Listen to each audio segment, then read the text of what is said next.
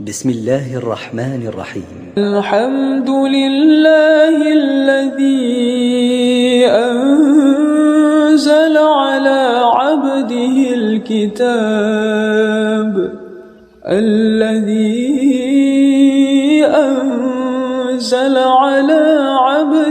الكتاب ولم يجعل له عوجا قيما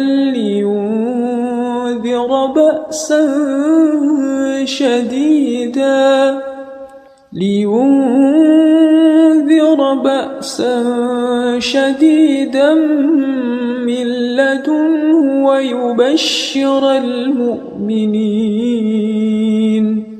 ويبشر المؤمنين الذين يعملون الصالحات أن لهم أجرا حسنا ماكثين فيه أبدا وينذر الذين قالوا اتخذ الله ولدا ما لهم به من علم ولا لآبائهم كبرت كلمة تخرج من أفواههم إن يقولون إلا كذبا فلعلك باخع نفسك على آثارهم إن لم يؤمنوا بهذا الحديث أسفا إنا جعلنا ما على الأرض زينة لها لنبلوهم أيهم أحسن عملا وإنا لجاعلون ما عليها صعيدا جرزا أم حسبت أن أصحاب الكهف والرقيم كانوا من آياتنا عجبا إذ أوى الفتية إلى الكهف فقالوا ربنا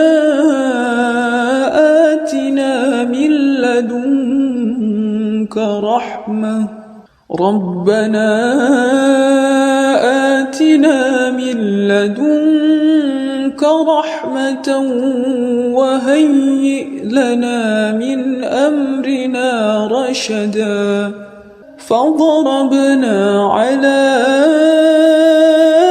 آذانهم في الكهف سنين عددا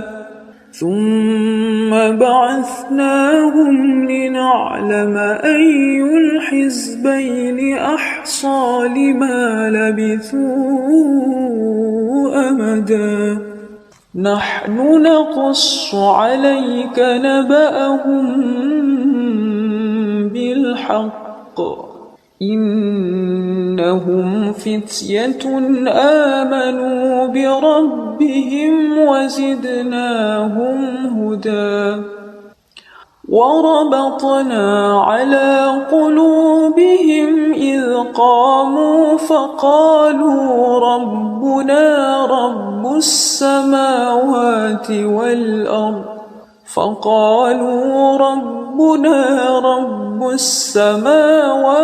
والأرض لن ندعو من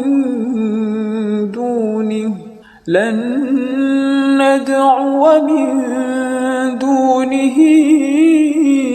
إلها لقد قلنا إذا شططا هؤلاء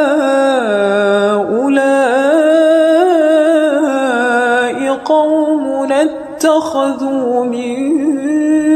دونه آلهة لولا يأتون عليهم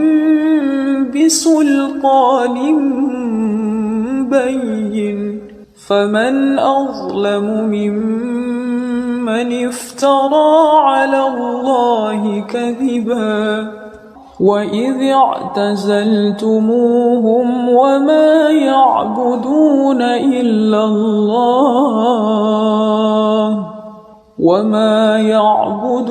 إلا الله فأووا إلى الكهف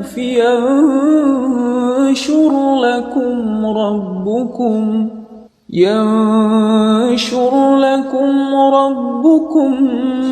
من رحمته ويهيئ لكم من أمركم مرفقا وترى الشمس إذا طلعت تزاور عن كهفهم ذات اليمين وإذا غربت تقرضهم ذات الشمال وهم في فجوة منه ذلك من آيات الله من يهد الله فهو المهتد ومن يضلل فلن تجد له وليا مرشدا وتحسبهم أيقاظا وهم رقود ونقلبهم ذات اليمين وذات الشمال وكلبهم باسط ذراعيه بالوصيد لو اطلعت عليهم لوليت منهم فرارا ولملئت منهم رعبا وكذلك بعثناهم ليتساءلوا بينهم قال قائل منهم كم لبثتم قالوا لبثنا يوما أو بعض يوم قالوا ربكم أعلم بما لبثتم فابعثوا أحدكم بورقكم هذه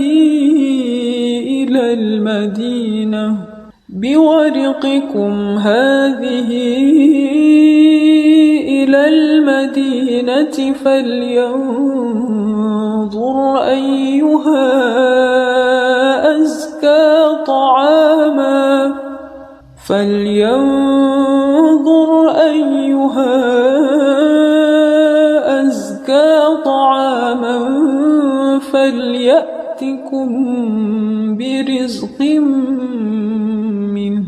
فليأتكم برزق منه وليتلطف ولا يشعرن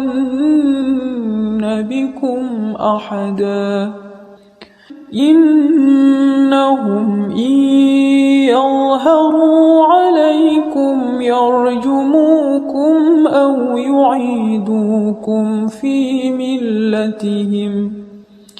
أو يعيدوكم في ملتهم ولن تفلحوا إذا أبدا وكذلك أعثرنا عليهم ليعلموا أن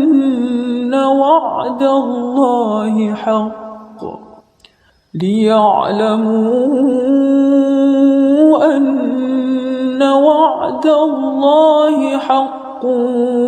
وأن الساعة لا ريب فيها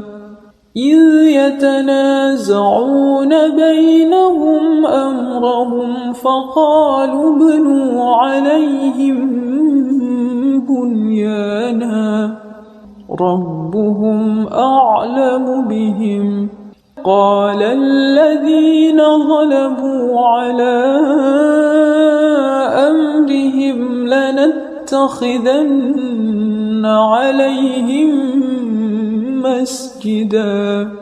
سيقولون 3 رابعهم كلبهم ويقولون 5 سادسهم كلبهم رجما بالغيب ويقولون 7 وثامنهم كلبهم قل ربي أعلم بعدتهم ما يعلمهم إلا قليل فلا تمار فيهم إلا مراء ظاهرا ولا تستفت فيهم منهم أحدا ولا تقولن لشيء إني فاعل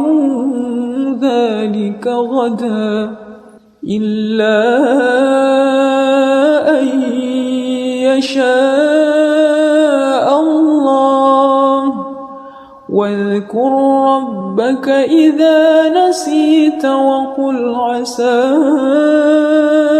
أن يهديني ربي لأقرب وقل عسى أن يهديني ربي لأقرب من هذا رشدا ولبثوا في كهفهم 300 سنين وازدادوا 9 قل الله أعلم بما لبثوا له غيب السماوات والأرض أبصر به وأسمع ما لهم من دونه من ولي ولا يشرك في حكمه أحدا واتل ما أوحي إليك من كتاب ربك لا مبدل لكلماته ولن تجد من دونه ملتحدا واصبر نفسك مع الذين يدعون ربهم بالغداة والعشي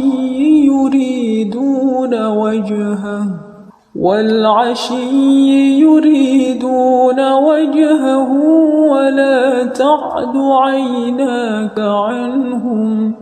تريد زينة الحياة الدنيا ولا تطع من أغفلنا قلبه عن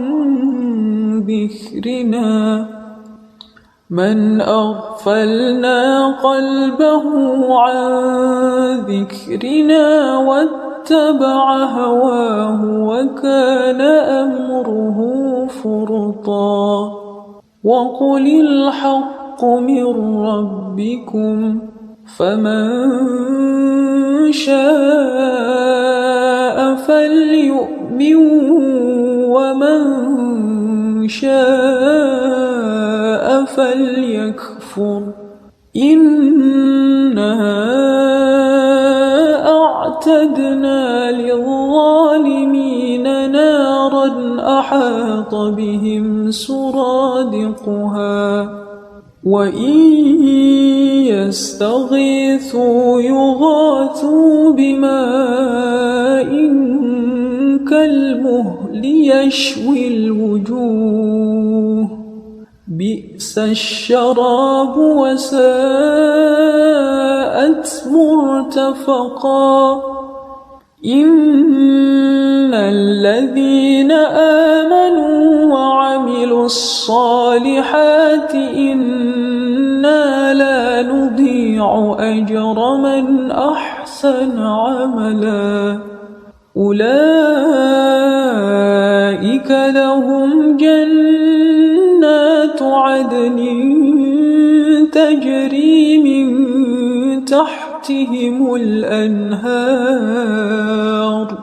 تجري من تحتهم الأنهار يحلون فيها من أساور من ذهب ويلبسون ثيابا خضرا من سندس وإستبرق متكئين فيها على الأرائك نعم الثواب وحسنت مرتفقا واضرب لهم مثلا رجلين جعلنا لأحدهما جنتين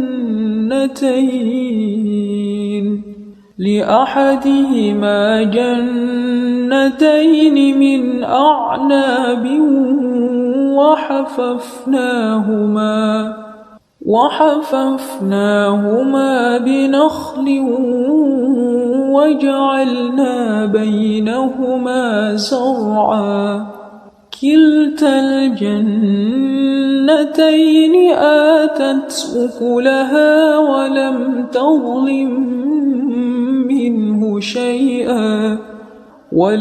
تظلم منه شيئا وفجرنا خلالهما نهرا وكان له ثمر فقال لصاحبه وهو يحاوره أنا أكثر منك مالا وأعز نفرا ودخل جنته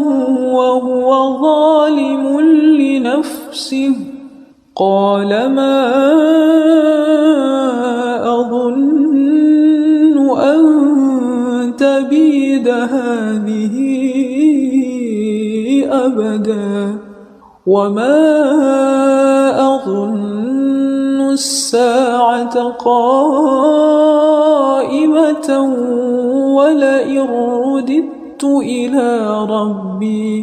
ولئن رددت إلى ربي لأجدن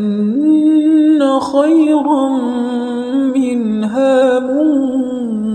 منقلبا قال له صاحبه وهو يحاوره أكفرت بالذي خلقك من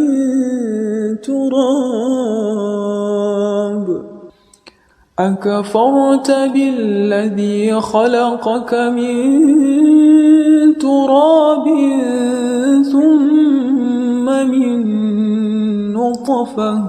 ثم من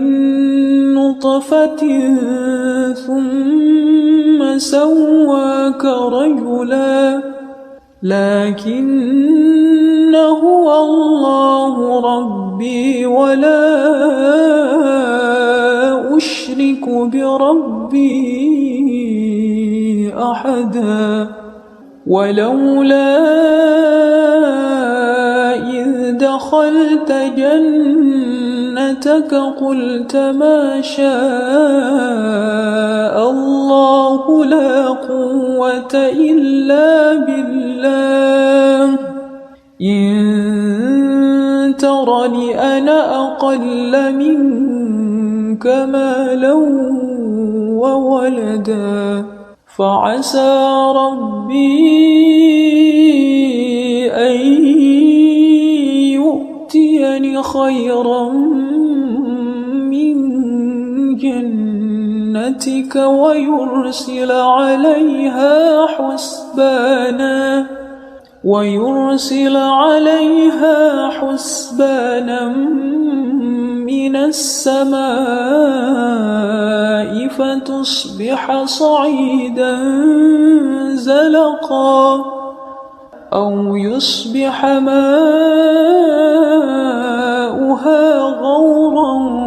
فلن تستطيع له طلبا وأحيط بثمره فأصبح يقلب كفيه على ما أنفق فيها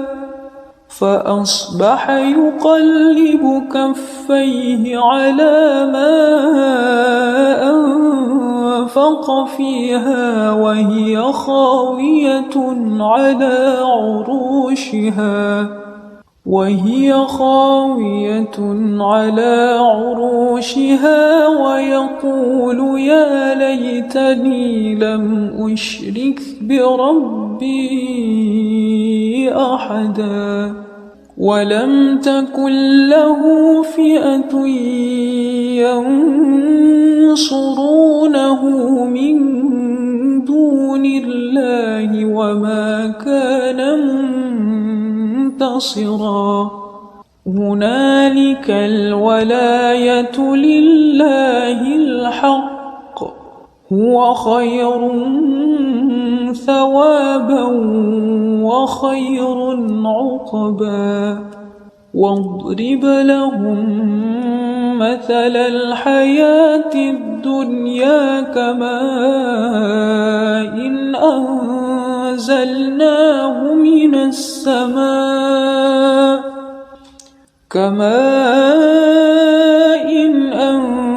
أنزلناه من السماء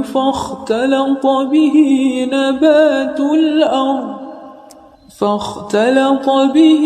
نبات الأرض فأصبح هشيما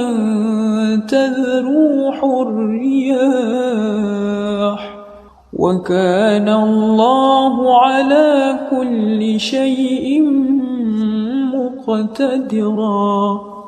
المال والبنون زينة الحياة الدنيا والباقيات الصالحات خير عند ربك ثوابا وخير أملا ويوم نسير الجبال وترى الأرض بارزة وحشرناهم فلم نغادر منهم أحدا وعرضوا على ربك صفا لقد جئتمونا كما خلقناكم أول مرة بل زعمتم أن لن نجعل لكم موعدا ووضع الكتاب فترى المجرمين مشفقين مما فيه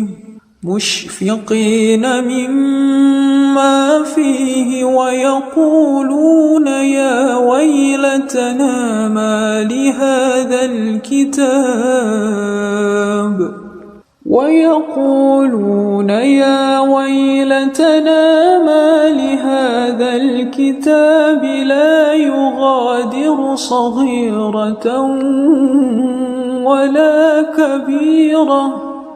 ولا كبيرة إلا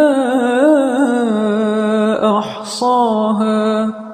ووجدوا ما عملوا حاضرا ولا يظلم ربك أحدا وإذ قلنا للملائكة اسجدوا لآدم فسجدوا إلا إبليس كان من الجن ففسق عن أمر ربه أفتتخذونه وذريته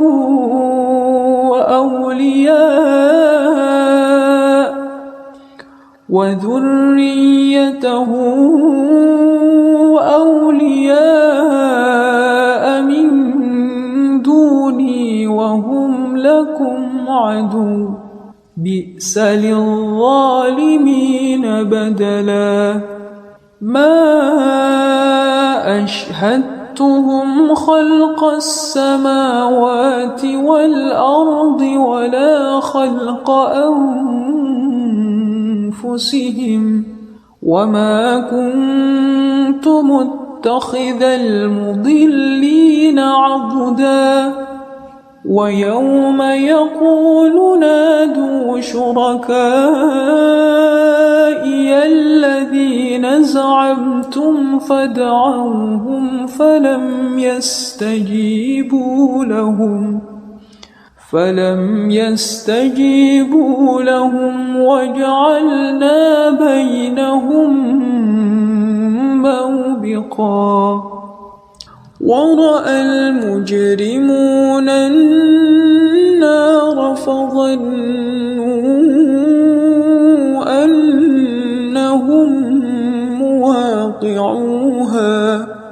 فظنوا أنهم مواقعوها ولم يجدوا عنها مصرفا ولقد صرفنا في هذا القرآن للناس من كل مثل وكان الإنسان أكثر شيء جدلا وما منع الناس أن يؤمنوا إذ جاءهم الهدى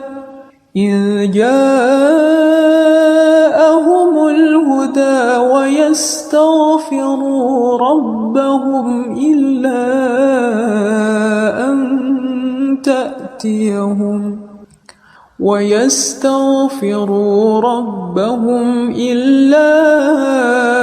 أن تأتيهم سنة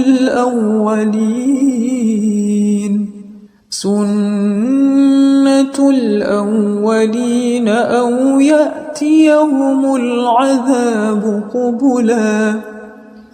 وما نرسل المرسلين إلا مبشرين ومنذرين ويجادل الذين كفروا بالباطل ليدحضوا به الحق واتخذوا آياتي وما أنذروا هزوا ومن أظلم ممن ذكر بآيات ربه فأعرض عنها ونسي ما قدمت يداه إنا جعلنا على قلوبهم أكنة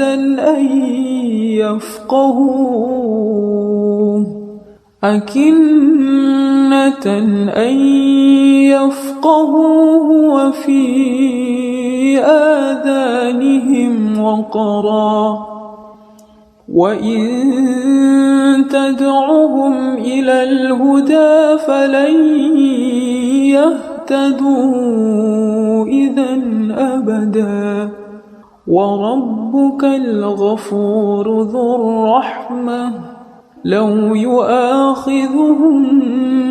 بما كسبوا لعجل لهم العذاب بل لهم موعد لن يجدوا من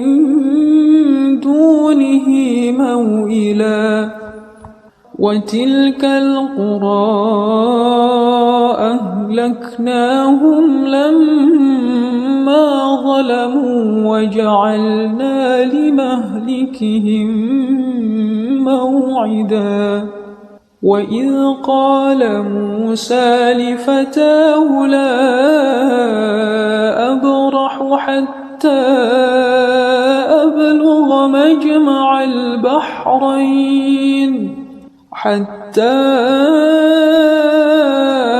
أبلغ مجمع البحرين أو أمضي حقبا فلما بلغا مجمع بينهما نسيا حوتهما فاتخذ سبيله في البحر سربا فلما جاوزا قال لفتاه آتنا غداءنا لقد لقينا من سفرنا هذا نصبا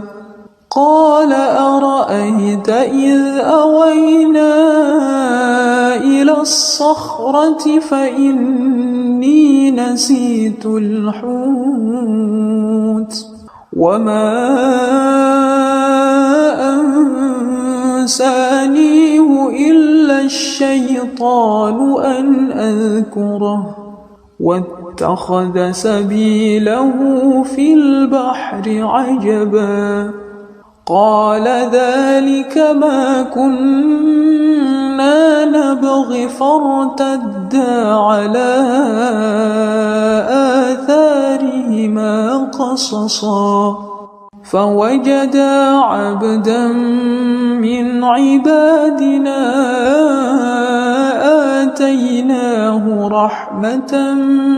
من عندنا وعلمناه من لدنا علما قال له موسى هل أتبعك على أن تعلمني مما علمت رشدا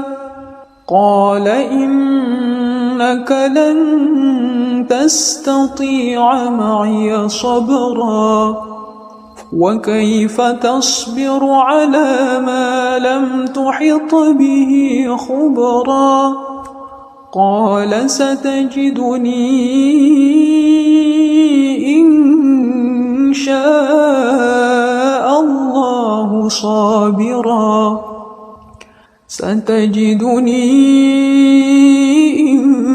إن شاء الله صابرا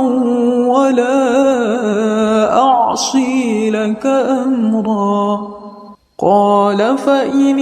اتبعتني فلا تسألني عن شيء حتى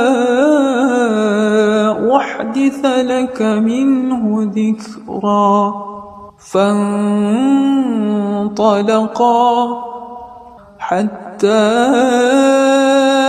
إذا ركبا في السفينة خرقها قال أخرقتها لتغرق أهلها لقد جئت شيئا إمرا قال ألم أقل إنك لن تستطيع معي صبرا قال لا تؤاخذني بما نسيت ولا ترهقني من أمري عسرا فانطلقا حتى إذا لقيا غلاما فقتله قال أقتلت نفسا زكية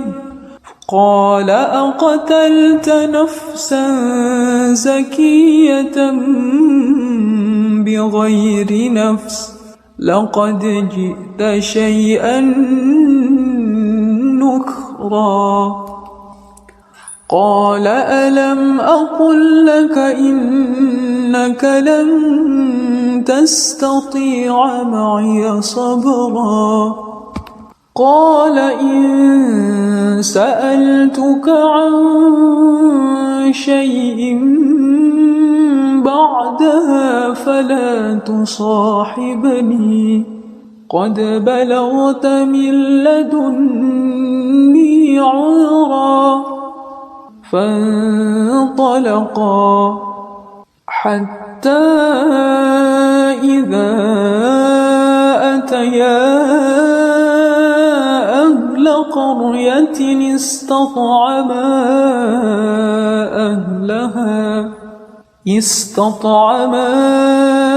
أهلها فأبوا أن يضيفوهما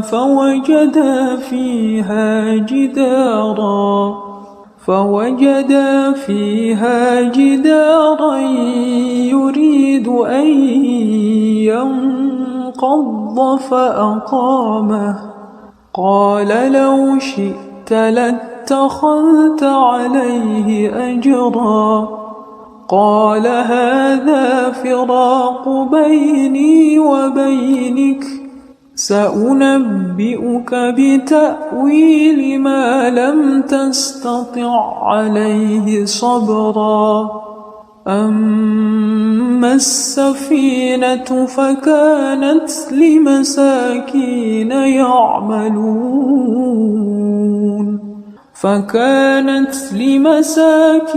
يعملون في البحر فأردت أن أعيبها وكان وراءهم ملك يأخذ كل سفينة غصبا وأما الغلام فكان أبواه مؤمنين فخشينا أن يرهقهما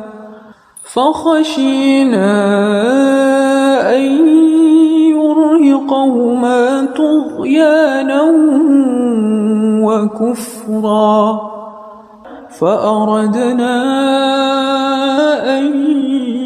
يبدلهما ربهما خيرا منه زكاة وأقرب رحما وأما الجدار فكان لغلامين يتيمين في المدينة وكان تحته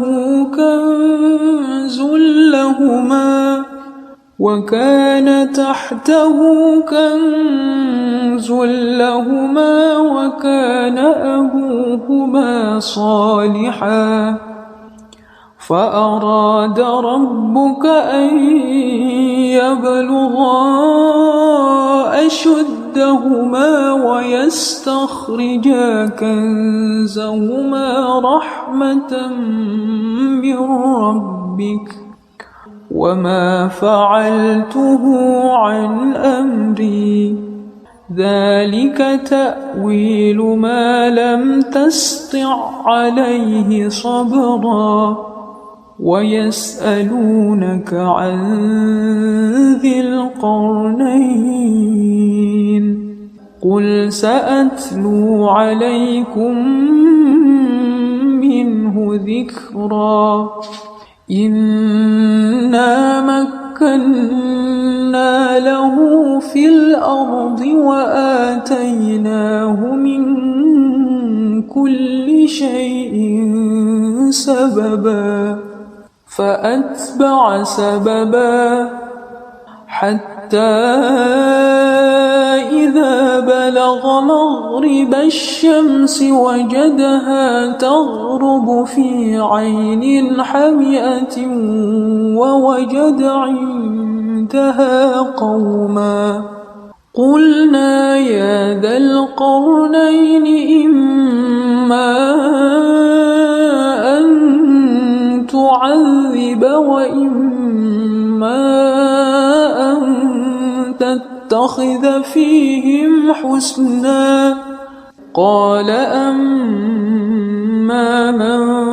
ظلم فسوف نعذبه ثم يرد إلى ربه فيعذبه عذابا نكرا وأما من آمن وعمل صالحا فله جزاء الحسنى وسنقول له من أمرنا يسرا ثم أتبع سببا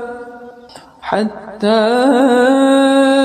إذا بلغ مطلع الشمس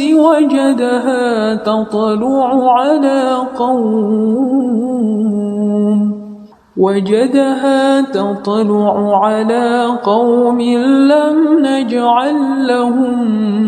من دونها سترا كذلك وقد أحطنا بما لديه خبرا ثم أتبع سببا حتى إذا بلغ بين السدين وجد من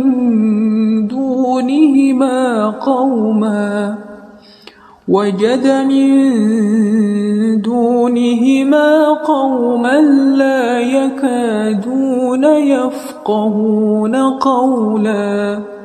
قالوا يا ذا القرنين إن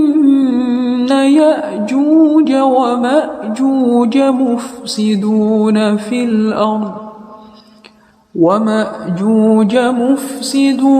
في الأرض فهل نجعل لك خرجا على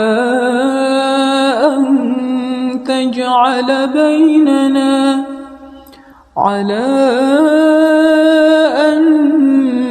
تجعل بيننا وبينهم سدا قال ما مكني فيه ربي خير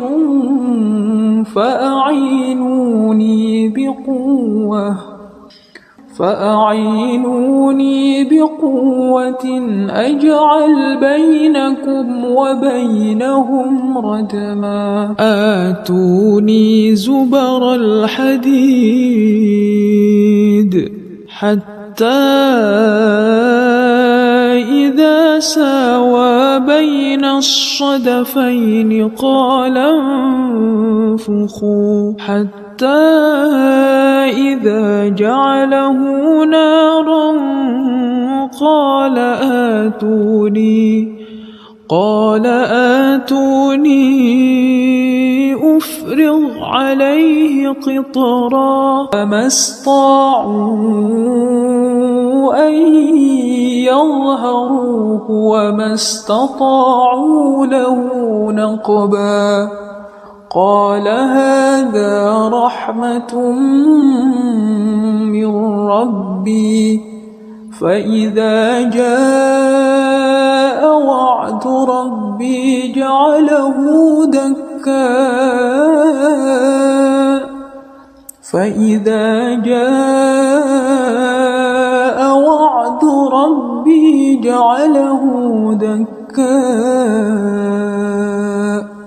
وكان وعد ربي حقا وتركنا بعضهم يومئذ يموج في بعض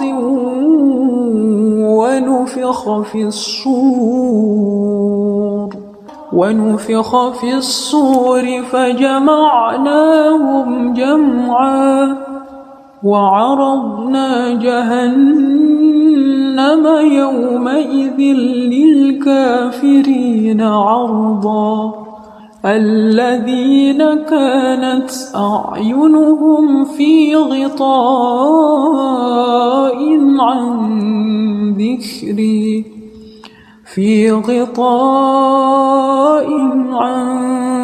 ذكري وكانوا لا يستطيعون سمعا أفحسب الذين كفروا أن يتخذوا عبادي من دوني أولياء إنا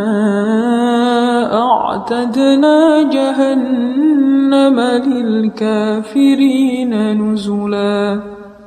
قل هل ننبئكم بالأخسرين أعمالا الذين ضل سعيهم في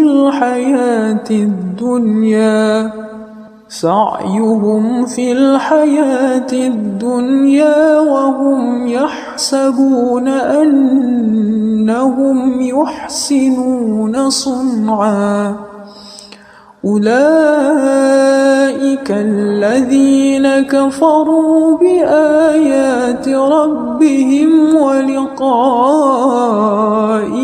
فحبطت أعمالهم فلا نقيم لهم يوم القيامة وزنا ذلك جزاؤهم جهنم بما كفروا واتخذوا آياتي ورسلي هزوا إن الذين آمنوا وعملوا الصالحات كانت لهم جنات الفردوس نزلا خالدين فيها لا يبغون عنها حولا قل لو كان البحر مدادا لكلمات ربي لنفد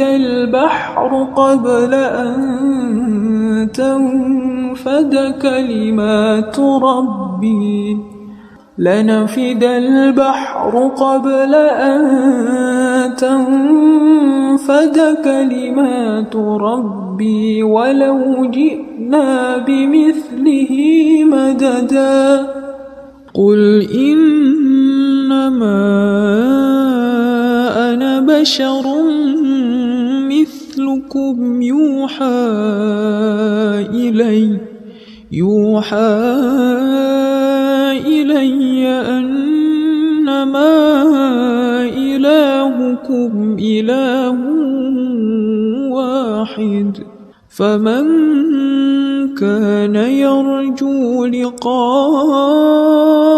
ربه فليعمل عملا صالحا